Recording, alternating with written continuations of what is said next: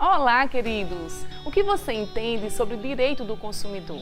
É para conversarmos sobre esse assunto que estamos aqui hoje com o professor e advogado Rodrigo Reu, que é especialista no direito do consumidor. E assim iniciamos mais um programa ID Informativo Social, diretamente dos estúdios da ID Projetos Sociais.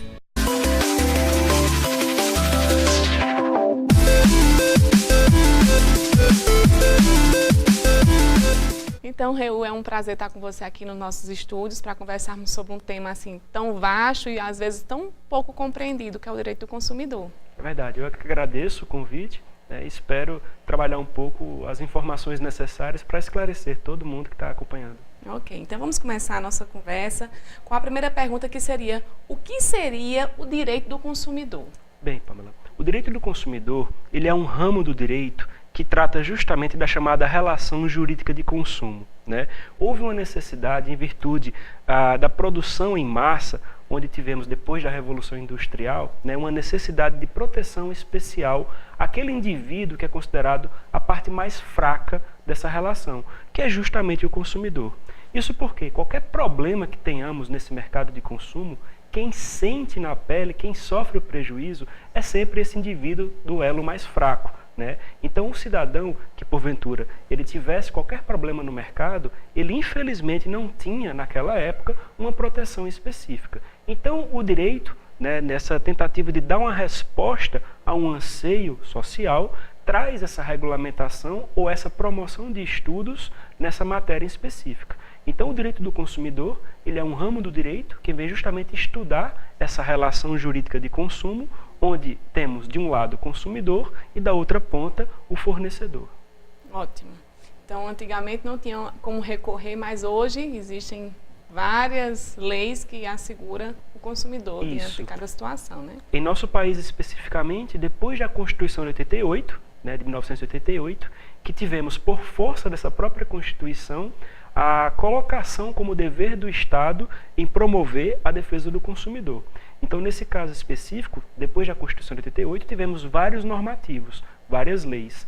Uma em especial é a que mais chama a atenção, que é a 8.078, que inclusive no dia 11 de setembro agora completou 27 anos de existência, né, que é o famoso Código de Defesa do Consumidor. Ok. Então vamos para a nossa segunda pergunta, que é: quais são os principais direitos do consumidor? Muitas vezes a gente nem sabe quais são os nossos direitos e eu acho interessante ser citado isso aqui nessa conversa. Isso. Inclusive tem uma pesquisa recente de uma entidade de pesquisa que mostra que o brasileiro ele sabe mais, um pouco mais na verdade, sobre seus direitos enquanto consumidor do que os direitos que a própria Constituição lhe garante, né? Olha que interessante. Isso porque justamente essa cidadania econômica ela é exercida com mais afinco, com mais atenção pelo cidadão brasileiro, né? Eu posso destacar os direitos mais básicos que o consumidor tem. Dentre eles está o primeiro, o maior, que é a proteção à sua vida, saúde e segurança. Não se pode permitir que no mercado de consumo qualquer produto ou serviço coloque em risco a integridade física do consumidor, do cidadão. Então, o primeiro maior direito é justamente esse, da proteção à sua vida, saúde e segurança. Temos outros direitos também importantes, como, por exemplo, o mais básico, que é o da informação. O consumidor tem o direito de ser informado sobre todos os detalhes daquele produto, daquele serviço. Forma de uso, a composição do produto, quais são as suas utilidades. Isso para garantir justamente que ele não sofra qualquer prejuízo, seja de ordem material ou até mesmo de ordem moral, né? Então, o direito à informação seria um segundo mais importante direito, né? Outros direitos importantes que temos pacificados no Código: a possibilidade de revisão contratual, quando o contrato fica muito oneroso para o consumidor, a possibilidade de se buscar o próprio Estado, através de órgãos como PROCONs, como o próprio Poder Judiciário, para discutir essas celeumas relativas ao direito do consumidor. Então, assim, a Lei 8.078, que é o Código de Defesa do Consumidor, é uma norma completa, é uma norma que, apesar de já ter 27 anos de vigência, ainda é muito atual e muito bem utilizada. Muito bem. Outra pergunta que fica muito é: em situação de endividamento, o que pode fazer o consumidor para tentar regularizar essas pendências? Uma das grandes problemáticas que nós temos hoje no direito do consumidor é justamente o tratamento dessa questão, né? Dados do Serasa Experian apontam que 54% da população brasileira está com alguma restrição de crédito. Isso quer dizer o quê? Que estão em dívida, com dívidas, né? É preocupante, até porque atravessamos um momento complicado em nossa sociedade, né? É uma crise em sentido lato, né? Uma crise política, crise econômica, enfim, que atinge diretamente o cidadão. E aí, nesse momento, infelizmente, o consumidor, o cidadão, ele se vê naquela situação de ter, por exemplo, uma perda de um emprego, ou até mesmo redução de salário, e agora? Como eu procedo diante de uma situação dessa? Qual a dívida eu devo pagar? Qual a dívida de primeira ordem, né? O brasileiro, como um todo, ele é um bom pagador. Ele realmente só deixa de pagar as suas dívidas quando realmente não consegue cumprir aquela tarefa. Então, a situação de endividamento, ou até mesmo superendividamento, que é outra nomenclatura que nós utilizamos, é aquela situação em que o cidadão ele deve mais do que ganha, que ele não inicia o mês com um mínimo para subsistir, para sobreviver, né, nas suas necessidades básicas, que seria alimentação, vestuário, enfim.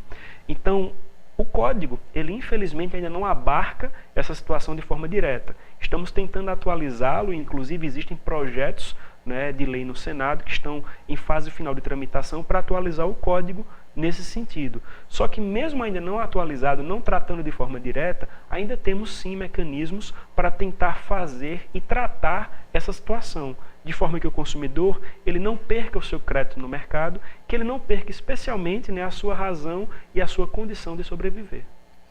Bom demais. Outra pergunta, Reu, qual é a importância de organizar as economias domésticas? Porque eu acho que começa ali, né? É justamente em casa que começa... É um outro direito básico do consumidor que eu deixei para falar justamente agora, que é a chamada educação para o consumo, né?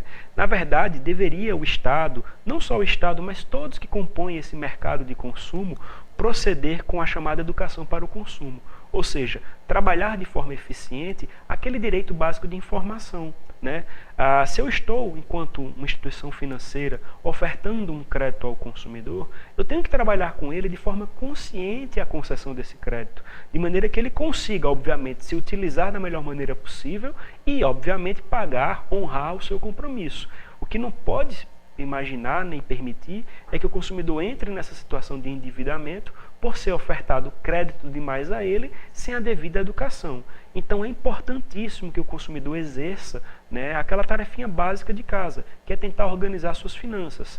Cria uma tabela. De um lado, coloca lá os seus rendimentos. Do outro, os seus gastos mensais. E aí ele vai tentar equacionar essa, digamos, balança, de maneira que o que ele ganhe, ele consiga, obviamente, pagar e honrar os seus compromissos e, obviamente, sempre que se possível, né, tentar fazer uma poupançazinha, porque afinal de contas ninguém sabe o futuro e lá na frente você pode precisar de uma situação emergencial, de algum recurso e você vai ter lá, né, a devida poupança.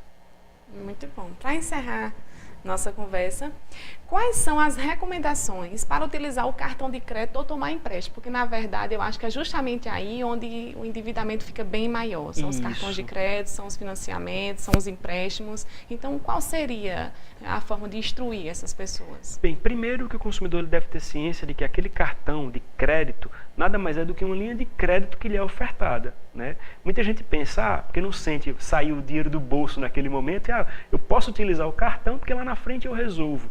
Isso gera uma verdadeira bola de neve, né? Porque às vezes o consumidor ele não consegue pagar a fatura de forma integral, aí começa a pagar aquele valor mínimo. E a incidência de juros no cartão de crédito, no cheque especial, em nosso país são absurdas, né? Tem cartão de crédito que o juro anual chega a 360%, né, por ano. Isso implica dizer que uma dívida de R$100 ela pode se transformar em uma dívida de quase R$400 no passar de simples 12 meses. Então é importante que o consumidor se programe. Se ele realmente tem a necessidade da compra daquele produto, da contratação daquele serviço, ele verifique, poxa, o meu orçamento cabe efetivamente essa possibilidade de compra, essa aquisição?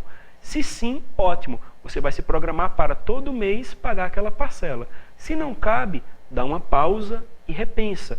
Então tenta se programar sempre de forma logicamente segura de maneira que você consiga honrar o seu compromisso sem maiores dificuldades. E aquela tabelinha que eu falei agora há pouco, onde você coloca o que você ganha, o que você gasta, ela serve de controle, inclusive de resposta para: será que eu consigo comprar ou não consigo comprar? E aí fica a dica, né, de tentar se organizar nesse sentido. E uma segunda dica que eu posso dar para finalizar essa resposta seria: tente se programar sempre que possível para o pagamento à vista, até porque existe uma lei que trata disso, permite que o fornecedor ele conceda descontos para esse pagamento. Então é uma forma de negociação, uma forma de barganha e, obviamente, uma forma de economia. Justamente por não entender, né? Às vezes acha que por decreto vai gastando e não faz esse balanço. Isso. E na hora que depois quer entender quais são os nossos direitos como consumidor. E muitas vezes erramos lá, em casa, e não faz essa tabela, essa simples análise. É verdade. Então, muito obrigada por essas informações, por compartilhar conosco essas instruções. Espero ter podido lhe ajudar em casa com mais esse tema tão vivo, né, na nossa sociedade hoje. E assim encerramos mais um programa aí de informativo social.